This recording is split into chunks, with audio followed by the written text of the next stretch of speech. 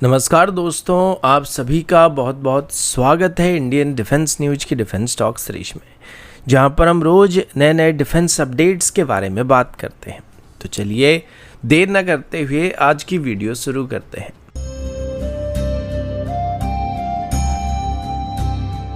आज की पहली अपडेट इंडियन नेवी के प्रोजेक्ट 18 क्लास की नेक्स्ट जनरेशन डिस्ट्रॉयर को लेकर है। हमारे vice chief of naval staff के मुताबिक इंडियन नेवी की तरफ से अभी प्रोजेक्ट 18 क्लास के डिस्ट्रॉयर के लिए एक बहुत ही बेहतरीन डिज़ाइन को मैच्योर कर लिया गया और अभी उम्मीद किया जा रहा है कि इस प्रोजेक्ट को 2025 से 2026 के फिजिकल ईयर के अंदर ही एक्सेप्टेंस ऑफ नेसेसिटी को इशू किया जाने वाला है। अगर सब कुछ प्लान के अकॉर्डिंग चलता है तो अगले 2 साल में इन वेसल के लिए कॉन्ट्रैक्ट को साइन किया जा सकता है।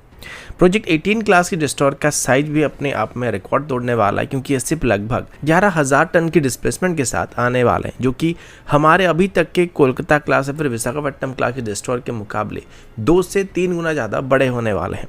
यानी कि ये इंडियन नेवी के सबसे पावरफुल और सबसे हेवी डिस्ट्रॉयर बनने वाले हैं। अब चलिए इसके एडवांस फीचर पर एक बार नज़र डालते हैं। इनमें next generation AESA gallium nitride based radar, integrated mast जिसमें इनबिल्ट सिग्नल इंटेलिजेंस और कम्युनिकेशन सेंसर और टॉप क्लास की इलेक्ट्रॉनिक वॉरफेयर सूट मौजूद होने वाली है। सबसे खास बात यह कि ये सिर्फ फ्यूचर के लिए रेडी होने वाला है, क्योंकि इनमें high power direct energy weapon या लेजर वेपन को भी इंटीग्रेट करने का प्लान किया गया। इसके साथ ही प्रोजेक्ट 18 क्लास की डिस्ट्रॉयर में ब्रह्मोस 2 जैसे हाइपरसोनिक मिसाइल भी मौजूद होने वाले, जो कि इनका प्राइमरी ऑफेंसिव मिसाइल होने वाला है। इन वेसल में 96 से 128 के आसपास वर्टिकल लॉन्च सेल मौजूद होने वाले, जो कि वैराकेट ER, VLSR SAM और फ्यूचर में हाइपरसोनिक वेपन को कैरी करने वाले। और सबसे बड़ी बात यह कि नेवी की तरफ से इन प्लेटफॉर्म पर आगे चल के रेल गन को भी इंटीग्रेट करने का प्लान किया जा रहा है, जो कि हाइपर वेलोसिटी प्रोजेक्टाइल को भी फायर करने में सक्षम होने वाला है। अगला अपडेट इंडियन आर्मी के प्रोजेक्ट रणजीत को लेकर है। इंडियन आर्मी की तरफ से अभी अपने आर्मर्ड फोर्स को एक नेक्स्ट एरा के हिसाब से तैयार करने के लिए 2200 के आसपास next generation main battle tank की प्रोक्योरमेंट को ग्रीन सिग्नल दे दिया गया है। ये पूरा project future ready combat vehicle यानी FRCV के कॉन्सेप्ट पर बेस्ड होने वाला है, जिससे अगले 40 साल तक बैटलफील्ड में चलने लायक बनाया जाने वाला है। ये नए टैंक अभी धीरे धीरे पुराने T-72 फ्लीट को और ओल्डर जनरेशन के कुछ T-90 टैंक को रिप्लेस करने वाले हैं। आर्मी सोर्सेज के मुताबिक इसके लिए RFP यानी रिक्वेस्ट फॉर प्रपोजल को 2027 तक इशू किया जाने वाला है।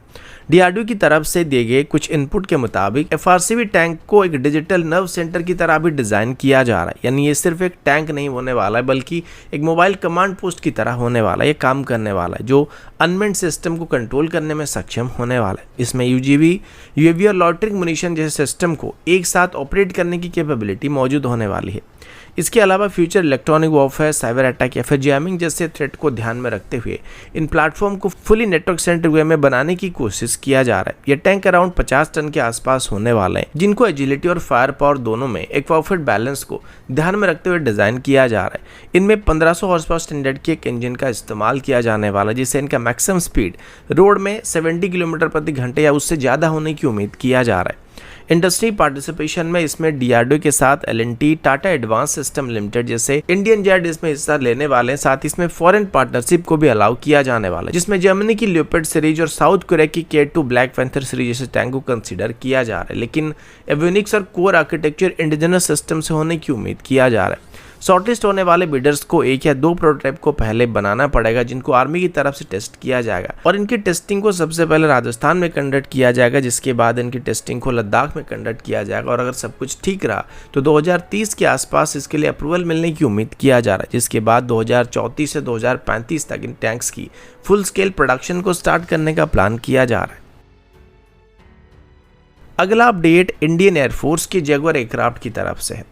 फाइनली इंडियन एयरफोर्स की तरफ से अभी अपने स्पेककेट जगुआर फ्लीट का लॉन्ग पेंडिंग पड़ा हुआ एवियोनिक्स अपग्रेड शुरू कर दिया गया। अभी पहली बार 2 ट्विन सीटर जगुआर को HAL की ओवरऑल डिवीजन बेंगलुरु में स्पॉट किया गया, जहां उन पर new generation software defined radio को और इंडिजिनस सैटकॉम सूट को इंस्टॉल किया हुआ देखा गया। और ये वही सिस्टम है जो इस साल इंडियन एयरफोर्स की मिराज 2000 के साथ भी स्पॉट किया गया था।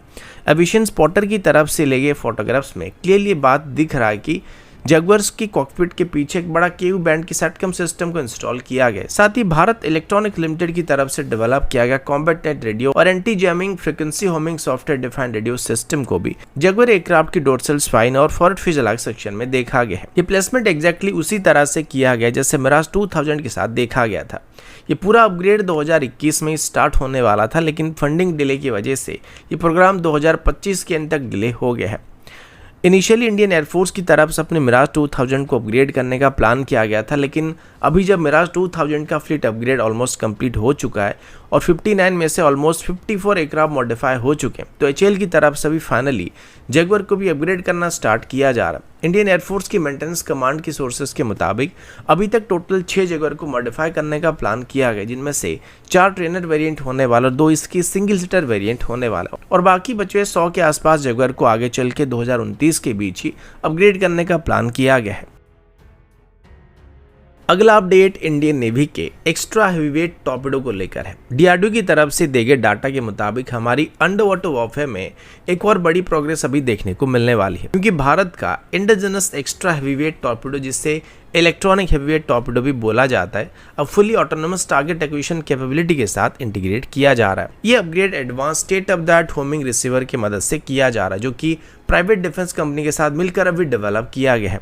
अभी तक ये टॉर्पेडो वायर गाइडेंस सिस्टम पर हेवीली डिपेंड करने वाला था, लेकिन नए होमिंग सिस्टम की वजह से टॉर्पेडो खुद से टारगेट को डिटेक्ट, ट्रैक और एंगेज करने में सक्षम होने वाला है। यानी अंडर वाटर बैटलफील्ड में बिना किसी गाइडेंस वायर के भी दुश्मन की सबमरीन और सरफेस वॉरशिप्स को हंट कर सकता है। इसमें इस्तेमाल होने वाले acoustic based signal processing system powerful enemy decoys को भी इग्नोर करने वाले, जिसका डायरेक्ट फायदा इंडियन नेवी को चाइना के टाइप 093B क्लास के सबमरीन से थ्रेट के अगेंस्ट में मिलने वाली है। यानी कि दुश्मन की तरफ से डिप्लॉय किए गए डिकॉय को भी ये टॉर्पेडो इजीली इग्नोर करने वाला है, जिससे इनकी एक्यूरेसी काफी बेहतर होने वाला है। इलेक्ट्रॉनिक हेवीवेट टॉर्पेडो के डेवलपमेंट को ईयरली 2010 के आसपास स्टार्ट किया गया था, जिसको डीआरडीओ के naval system and metal cluster की तरफ से डेवलप किया जा रहा था और 2023 में इसके एडवांस ट्रायल को कंप्लीट किया गया था। ये टॉर्पेडो हमारी कलवरी क्लास की सबमरीन में इंटीग्रेट किए जाने वाले और अभी के लिए फिलहाल ऐसी कोई इंडिजिनस ऑप्शन हमारे पास मौजूद नहीं होने की वजह से हमें इंपोर्टेड टॉर्पेडो का इस्तेमाल करना पड़ रहा है और लगातार कई सालों से हम टॉर्पेडो शॉर्टेज का सामना कर रहे हैं। अगर स्पेसिफिकेशन के बारे में बात करें तो ये टॉर्पेडो लगभग 40 नॉट की स्पीड और करीब 40 किलोमीटर है उससे ज्यादा की रेंज को कवर कर सकते हैं और इनका ऑपरेशनल डेप्थ करीब 500 मीटर तक होने वाला है और इसकी फ्यूचर वेरिएंट में इस डेप्थ को 800 मीटर तक इंक्रीज करने की कोशिश किया जा रहा है, जो कि हमारे दुश्मन की सबमरीन की मैक्सिमम डाइविंग डेप्थ से भी 200 मीटर के आसपास ज्यादा होने वाला है। यानी कि दुश्मन की सबमरीन चाहे कितना भी गहरे पानी में चला जाएगा, लेकिन हमारे टॉर्पेडो फिर भी उनको टारगेट कर सकते हैं। जबकि अभी हमारे पास जो टॉर्पेडो मौजूद हैं, ये हमारे दुश्मन की न्यूक्लियर सबमरीन को टारगेट करने में थोड़ा स्ट्रगल करने वाले हैं। अगला अपडेट एम्ब्रर की C390 मिलेनियम एयरक्राफ्ट को लेकर है। दोस्तों, दुबई एयर शो के दौरान ब्राजीलियन कंपनी एम्ब्रर की तरफ से अभी इंडियन एयरफोर्स के लिए बहुत ही एग्रेसिव पिच को रखा गया है। सबसे बड़ी बात यह कि एम्ब्रर की तरफ से अभी अपनी KC390 एयरक्राफ्ट की 100% असेंबली को भारत में शिफ्ट करने का फैसला किया जा रहा है। अभी उनका कहना है कि अगर भारत इस एयरक्राफ्ट को अपनी MTA टेंडर में एक्वायर करता है तो भारत के प्राइवेट पार्टनर के साथ मिलकर वो C390 एयरक्राफ्ट की इंडिजिनस कंटेंट को कुछ सालों में 60% से ज़्यादा ऊपर ले जा सकते हैं। ये सेम मॉडल सऊदी अरेबिया और हंगरी में भी सक्सेसफुल पाया जा चुका है।